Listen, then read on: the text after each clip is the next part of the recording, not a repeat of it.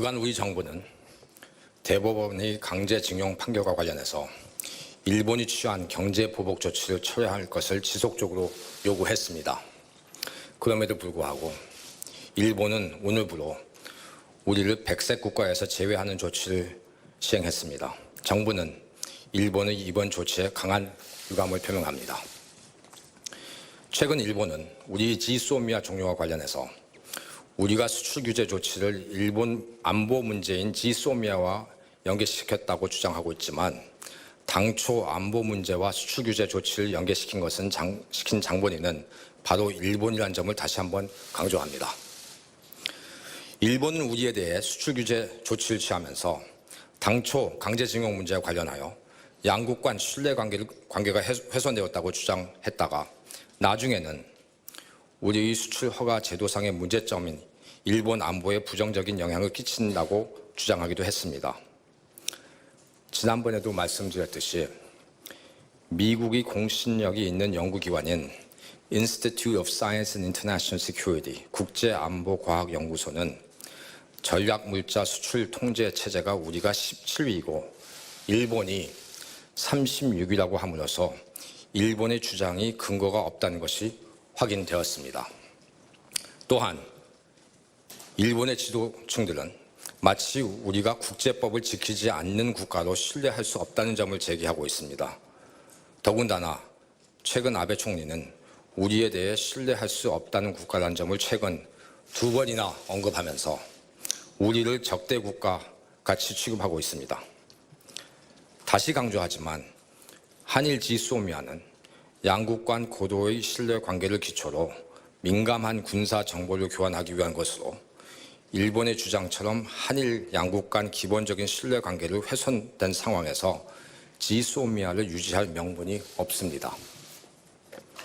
특히 고노 외상은 어제 정례 기자회견에서 한국이 역사를 바꿔 쓰려고 한다면 그것은 불가능하다고 언급하였지만 역사를 바꿔 쓰고 있는 것은 바로 일본입니다. 우리 정부는 1965년 청구권 협정을 부인한 적이 없습니다. 우리 정부는 일관되게 일본 정부, 군 등 국가 권력이 관여한 반인도적 불법 행위는 1965년 청구권 협정으로 해결된 것으로 볼 수 없고 따라서 일제 강점기 강제 동원 피해자 개인 손해배상 청구권은 여전히 살아있다는 입장을 유지해 왔습니다. 작년 대법원 판결은 이것을 확인한 겁니다.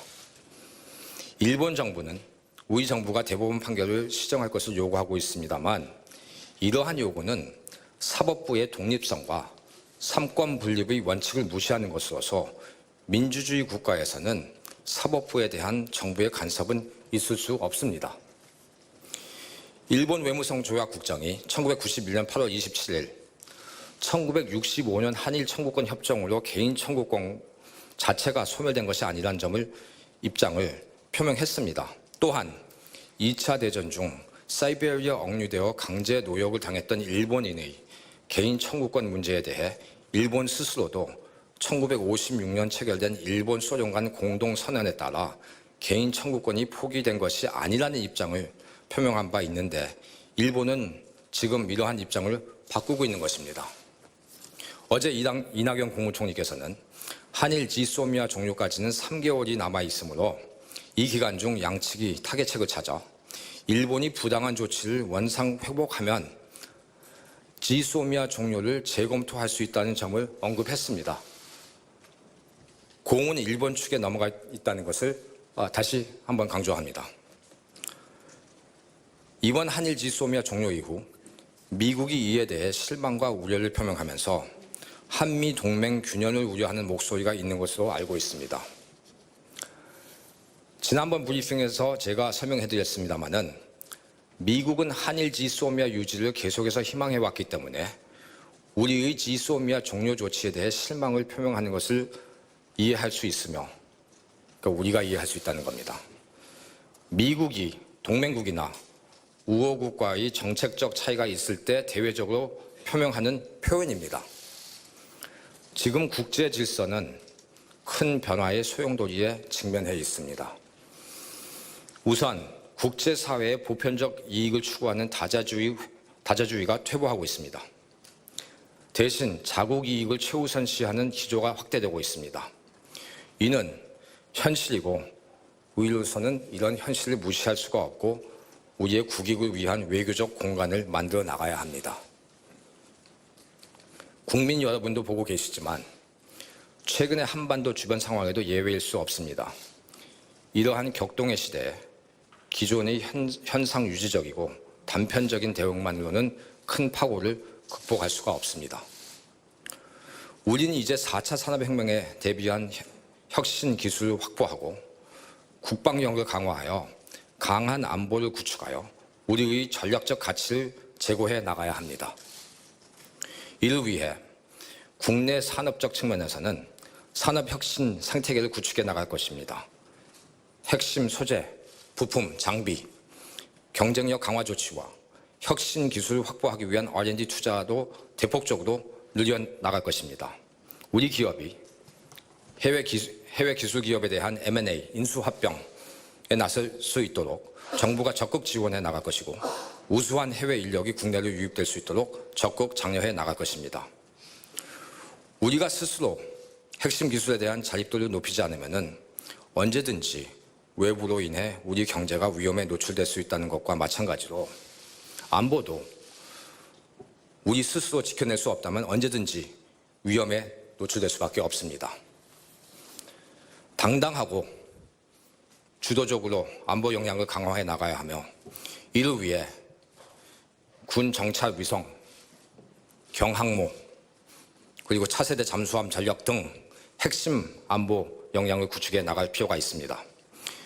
이를 통해 우리의 전략적 가치가 제고된다면 우리가 능동적으로 한반도 정세 변화에 대처해 나갈 수 있으며 이 과정에서 민주주의와 시장경제 등의 가치를 공유하고 있는 미국과의 동맹을 더욱 강화해 나가야 합니다.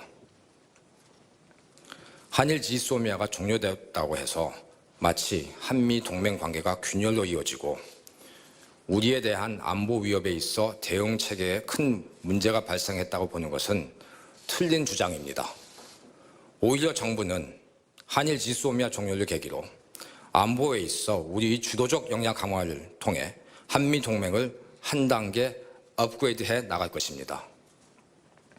과거 한미 FTA 협상을 한 번도 아니고 2번 담당했던 저로서는 당시 한미 FTA가 체결되면 감기 약 한 봉투가 10만 원, 맹장 수술이 900만 원을 늘고 광우병 소고기가 유통되고 수구인 코타 폐지로 우리 영화 산업이 망한다는 비판이 있었지만 여러분도 아시다시피 결과는 반대였습니다. 안보와 통상이 다르다는 점은 저도 잘 알고 있습니다. 그러나 지정학적 요소는 예나 지금이나 똑같습니다. 중요한 것은 큰 전략적 목표를 갖고 당면 현안에 대응하여 결과를 창출해내는 것입니다. 우리의 지정학적인 가치와 안보 역량을 과대평가할 필요는 없지만 과소평가할 필요도 없습니다. 한미동맹은 민주주의, 시장경제 등 공통의 가치관 기반으로 지난 66년간 굳건히 뿌리를 내린 거목입니다. 한일 지소미아 문제로 인해 쉽게 흔들리지 않습니다. 한미는 물론 한미일 공조 필요성에 대한 우리의 확고한 입장은 변함이 없습니다. 우리에 대한 자의적이고 적대적인 강제 보복 조치로 한미일 관계를 저해시킨 것은 바로 일본입니다. 광복절 경축사에서 우리 대통령께서 언급했듯이 일본은 우리가 내민 손을 잡아줄 것을 기대합니다. 정부는 현 국제 정세 흐름을 감안하여 우리의 전략적 입지가 제고될 수 있도록 당면한 외교 현안을 종합적 측면에서 다뤄나갈 것입니다. 이러한 우리의 외교 안보 전략이 미국이 동맹국에게 기대하는 안보 역할 확대에도 기여해 나갈 수 있을 것이고 이를 통해 한미 동맹은 한 단계 더 업그레이드 될 것입니다. 이상입니다. 감사합니다.